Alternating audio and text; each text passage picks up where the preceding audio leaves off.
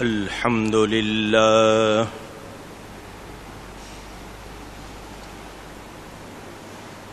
الحمد لله رب العالمين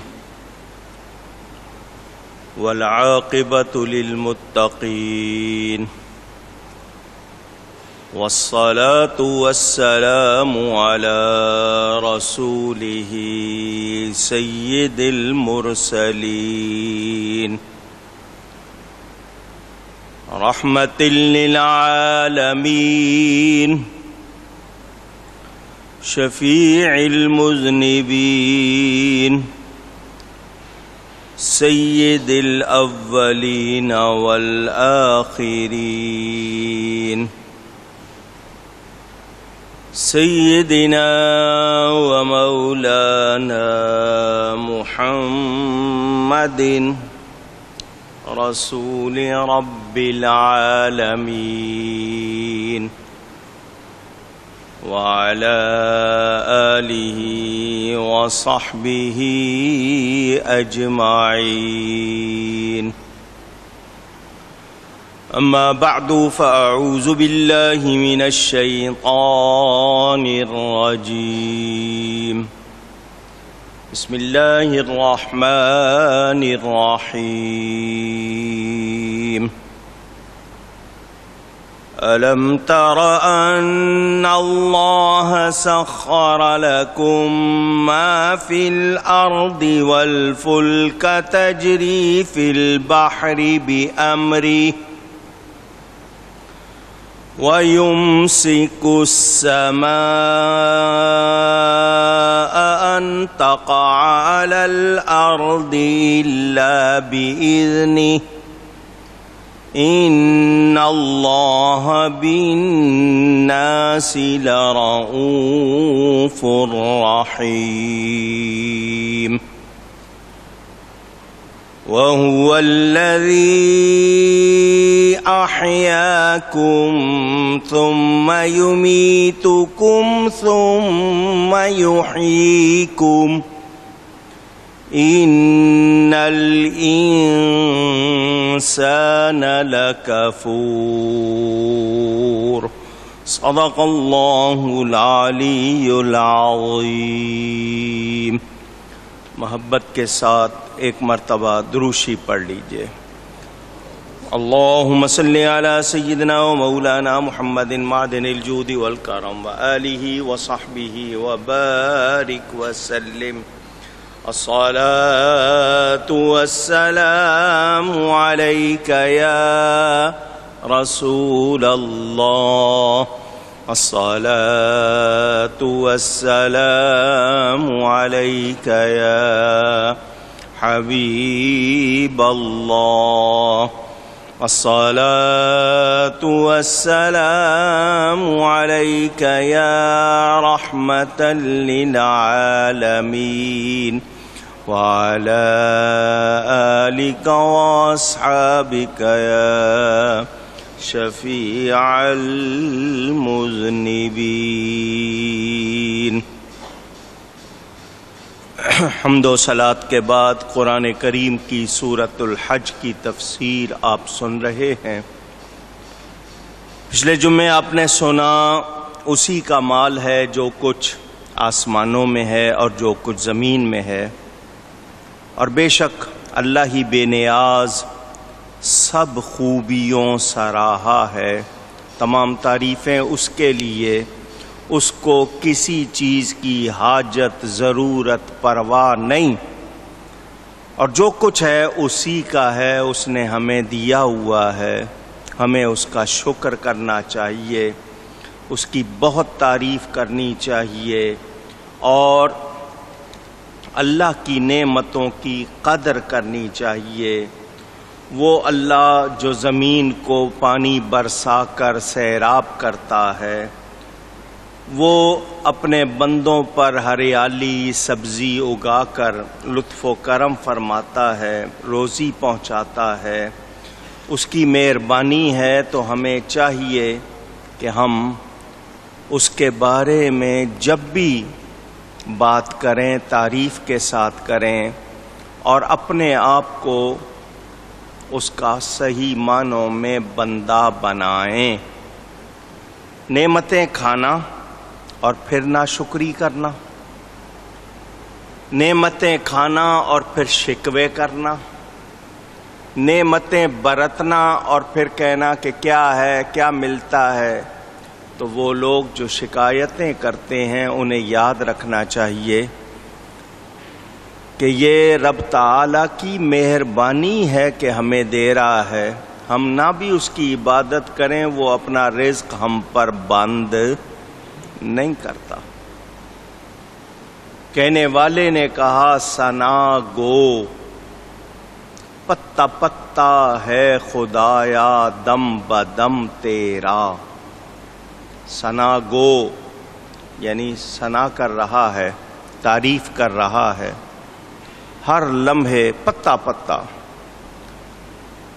زمین و آسماں تیرے ہے موجود و عدم تیرا۔ زمین بھی آسمان بھی، جو نظر آ رہا ہے جو نظر نہیں آ رہا، سب کس کا ہے؟ اللہ۔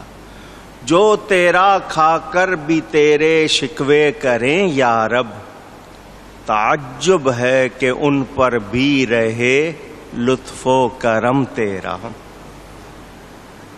آپ کا آفیسر، باس جس کو کہتے ہیں دفتر میں، جو حاکم ہے، نگران ہے، ناراض ہو جائے، جرمانہ لگاتا ہے، آپ کو نکال دیتا ہے۔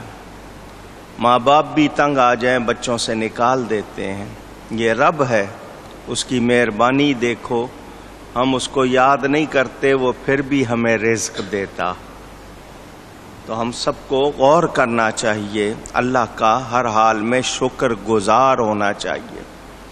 ہمارے ہاں لفظوں کی بات آئی ہے تو کہہ دیتے ہیں میں آپ کا بڑا مشکور ہوں۔ یہ کہنے کی عادت ہو گئی ہے لوگوں کو، سب کہنے لگ گئے میں آپ کا بڑا مشکور ہوں۔ یہ غلط لفظ ہے۔ مشکور الٹا معنی ہو جاتا ہے۔ مشکور کے معنی جس کا شکریہ ادا کیا جائے۔ تو آپ کسی کو کہتے ہیں میں آپ کا بڑا مشکور ہوں، کیا مطلب تم میرا بہت زیادہ شکریہ ادا کرو۔ متشکر کہنا چاہیے، میں بڑا متشکر ہوں، میں شکر گزار ہوں۔ ممنون کہہ لیں، لیکن مشکور کا لفظ ہم لوگ غلط معنوں میں استعمال کرتے ہیں۔ تو ہمیں کس کا ممنون احسان ہونا چاہیے؟ ہر لمحے اللہ کا۔ وہ ہم پر مہربانی فرماتا ہے، تو ہمیں اس کو یاد رکھنا چاہیے، اس کی تعریف کرنی چاہیے اور اس کو راضی رکھنے کی کوشش کرنی چاہیے۔ اللہ تعالی ہم سے کچھ بدل نہیں مانگتا، کچھ قیمت نہیں مانگتا، اس کو کسی چیز کی ضرورت نہیں۔ ہم اگر عبادت کرتے ہیں، اس کو یاد کرتے ہیں، تو وہ ہمیں نوازتا ہے۔ اس کا خود فرمان ہے لَإِن شَكَرْتُمْ لَأَزِيدَنَّكُمْ، تم اگر میرا شکر کرو گے تو میں نعمتوں میں اضافہ کر دوں گا۔ اس کی مہربانی ہم پر زیادہ ہوگی۔ تو انسان کو اپنا آپ یاد رکھنا چاہیے کہ میں ہوں کیا، بنایا کیوں گیا ہوں، تو اللہ کا ہر حال میں شکر ادا کرے۔ اور یہ آپ کو بتا دیا گیا کہ اللہ تعالیٰ پانی برساتا ہے آسمان سے تو زمین ہریالی ہوتی ہے۔ تو یہ سب کچھ کارخانہ قدرت اسی کا ہے۔ قیامت میں مردے زندہ ہوں گے، جیسے خشک زمین کو بارش کے ذریعے سرسبزی مل جاتی ہے، تو یاد رہے اسی طرح مردوں میں بھی اللہ جان ڈالے گا۔ تو یہ رب کی مہربانی ہے، سب کچھ اسی کا کرم ہے۔ حقیقی اور دائمی ملک اسی کا ہے۔ یہ جو بندوں کو مل جاتی ہے حکومت ملک، یہ عارضی طور پر ہے، یہ حقیقی نہیں ہے۔ ہمیں دنیا میں ہر چیز سے اللہ تعالی کی معرفت بھی ملتی ہے، اور نفع بھی ملتا ہے۔ اللہ فرماتا ہے أَلَمْ تَرَ أَنَّ اللَّهَ سَخَّرَ لَكُم مَّا فِي الْأَرْضِ وَالْفُلْكَ تَجْرِي فِي الْبَحْرِ بِأَمْرِهِ، کیا تو نے دیکھا کہ اللہ نے تمہارے بس میں کر دیا جو کچھ زمین میں ہے، اور کشتی کے دریا میں اس کے حکم سے چلتی ہے۔ وَيُمْسِكُ السَّمَاءَ أَن تَقَعَ عَلَى الْأَرْضِ إِلَّا بِإِذْنِهِ، اور وہ روکے ہوئے ہے آسمان کو کہ زمین پر نہ گر پڑے مگر اس کے حکم سے۔ إِنَّ اللَّهَ بِالنَّاسِ لَرَءُوفٌ رَحِيمٌ، بے شک اللہ آدمیوں پر بڑا مہربان ہے، مہر والا ہے، آسانی اور مہربانی فرمانے والا ہے۔ غور کیجئے، جانور ہیں، ڈیل ڈول دیکھیں، ان کا جسم دیکھیں، کیا ہم ان کو خود قابو کر سکتے؟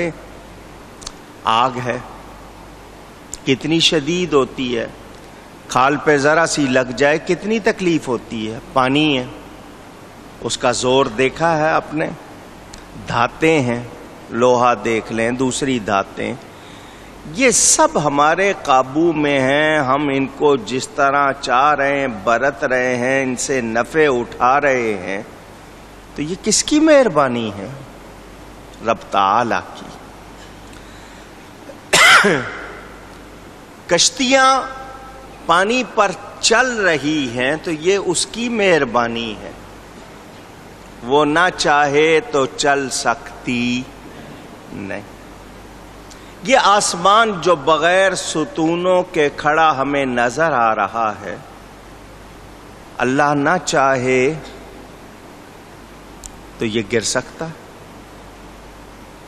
یہاں کچھ لوگوں نے سائنس کی باتوں پر زیادہ دھیان دیا، اللہ کی قدرت پر دھیان نہیں دیا۔ مشیت اور رضا کے حوالے سے میں گفتگو کر چکا ہوں۔ تمام چیزیں اللہ فرما رہا ہے تمہارے قابو میں کر دی ہیں، جیسے چاہتے ہو ان سے نفع اٹھاتے ہو، ہر وقت تیار ہیں تمہارے نفع کے لیے۔ میں اگر ایک ایک بات کی تفصیل میں جاؤں کہ آگ کتنی ہیبتناک ہے، پتھر کتنا سخت ہوتا ہے، لوہا کتنا سخت ہوتا ہے، کتنا مضبوط ہوتا ہے، مگر ہمارے قابو میں ہے یا نہیں ہے؟ کس نے دیا ہے؟ اللہ نے دیا۔ آپ مشینوں کا نام لے دیتے ہیں، آپ کہتے ہیں نہیں جی ہمارے پاس اوزار ہیں، تو وہ اوزار آپ کو بنانے کی صلاحیت کس نے دی ہے؟ ان اوزاروں سے جو آپ کام لیتے ہیں، یہ عقل آپ کو کس نے دی ہے؟ اللہ نے دی ہے۔ آسمان کو بھی اسی نے روکے رکھا ہے، اس بات سے روکا ہوا ہے کہ وہ زمین پر نہ گر پڑے۔ کچھ ایسی اس کی ہیئت بنائی ہے کہ اس کے گرنے کی صورت نظر نہیں آتی۔ یہ اللہ کے حکم سے ہے، اس کی مشیت سے ہے۔ جو لوگ کہتے ہیں سائنس کی بنیاد پر کہ یہ آسمان ذاتی طور پر خود سے کھڑا ہے، اس میں اللہ کی قدرت کا کوئی دخل نہیں ہے، یہ ایسے لوگوں کی بد دماغی ہے، بے عقلی ہے، نا سمجھی ہے، نا واقفی ہے۔ ظاہر ہے کہ یہ آسمان اجسام ہیں اور ان کی جسمانیت دوسری اشیاء کی طرح، اور یہ بھی سب کو معلوم ہے ہر وہ شے جس کا جسم ہو وہ کسی نہ کسی وقت ضرور گرے گی۔ تو آسمان بھی قابل سقوط یعنی گرنے والا ہے، گر سکتا ہے، مگر کب؟ جب اللہ چاہے گا۔ وہ لوگ جو انکار کرتے ہیں اس بات کا، ان کے پاس اگر عقل ہے تو وہ ذرا اللہ کی مخلوق کو دیکھیں۔ چنانچہ کتابوں میں ہے کہ ایک ایسا پرندہ ہی کہتے ہیں لوگ اس کو، ایسا پرندہ ہے جو صبح تک رات کو لٹکتا ہے ٹہنی سے الٹا اور صبح تک لٹکا رہتا ہے۔ اگر آپ کو یاد ہو تو نام آپ کے ذہن میں آ جائے گا، اس کو چمگادڑ کہتے ہیں۔ یہ رات کو صبح تک درخت کی ٹہنی سے الٹا لٹکا رہتا ہے، اس خطرے سے کہ اس پر کہیں آسمان نہ گر پڑے۔ اسی طرح ایک اور پرندہ کلنگ یا کرکی اس کو کہتے ہیں، اس کے متعلق مشہور ہے کہ وہ ایک پاؤں اٹھائے رکھتا ہے، چلتے ہوئے بھی، زمین پر اگر چلے بھی تو وہ ایک پاؤں اٹھا کر چلتا ہے، تھوڑا سا پاؤں بھی زمین پر رکھتا ہے تو اسے یہ یقین نہیں ہوتا بلکہ اسے یہ ڈر لگا رہتا ہے کہ میں زمین میں نہ دھنس جاؤں۔ ان پرندوں سے ہی اللہ کا خوف سیکھ لو، ان سے ہی اللہ کی معرفت حاصل کر لو، اللہ کی پہچان حاصل کر لو اگر عقل والے ہو۔ ان پرندوں کو دیکھ کر، کیڑے مکوڑوں کو دیکھ کر، جانوروں کو دیکھ کر، درختوں کو دیکھ کر اللہ والے معرفت حاصل کرتے ہیں، عبرت پکڑتے ہیں۔ اور آج کچھ جانتے نہیں ہیں مگر بڑے بڑے دعوے کر دیتے ہیں، ایسے دعوے کہ وہ ہنسی آتی ہے۔ تو ان کو بتا دیا گیا، یہ بیان کر کے اللہ نے کیا فرمایا، ان اللہ بالناس لرؤوف الرحیم، بے شک اللہ تعالیٰ اپنے بندوں کے لیے مہربانی فرمانے والا ہے، آسانی فرمانے والا ہے، ان کے لیے سہولت فرمانے والا ہے کہ ان کے اسباب معاش جن سے وہ زندگی گزارتے ہیں تیار کر کے ان کے لیے نفع کے، فائدے کے دروازے کھول دیے، طرح طرح کی نقصان دہ چیزوں کو ان سے دور رکھا، اور اللہ نے اپنی قدرت کے اس کارخانے کو ان کے لیے عام کر دیا ہے۔ جس چیز کو چاہتے ہیں برتتے ہیں، اس میں سے فائدے اٹھاتے ہیں، تو یہ اللہ کی مہربانی نہیں ہے تو اور کیا۔ اب ایک شخص یہ کہے کہ میں نے کدال بنا لی، گینتی، کدال، پھاوڑا بنا لیا، بیلچا بنا لیا، ایکسکیویٹر جس کو کہتے ہیں آپ، میں تو اس سے توڑتا ہوں، میں تو اس سے اٹھاتا ہوں، یہ اس کی مدد ہے، اس میں میرے بازو کی قوت ہے، میرے جسم کی قوت ہے، میرے خون کی قوت ہے۔ تو کیا آپ اتنی بات کرنے والے کو سمجھدار کہیں گے؟ ارے بھائی، یہ جو تو نے آلے بنائے، آلے بنانے کے لیے تیرے پاس عقل اللہ نے دی ہے، تجھے قوت اللہ نے دی ہے، یہ جس چیز کے تو نے آلے بنائے، یہ چیزیں تجھے کس نے دی ہیں؟ سب رب نے دی ہیں۔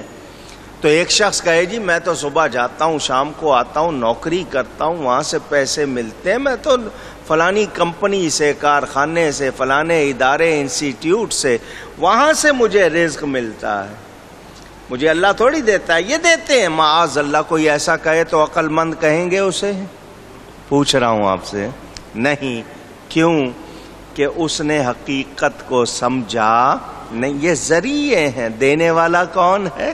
اللہ تعالی ہے، یاد رکھیں، اس پر غور کریں۔ یہیں آ کر ہم لوگ جو تھوڑا بہت بے احتیاطی کرتے ہیں اسی سے ہمیں مار پڑتی ہے۔ مثال کے طور پر چھری سے کاٹ لیتے ہیں، دانتوں سے چبا لیتے ہیں۔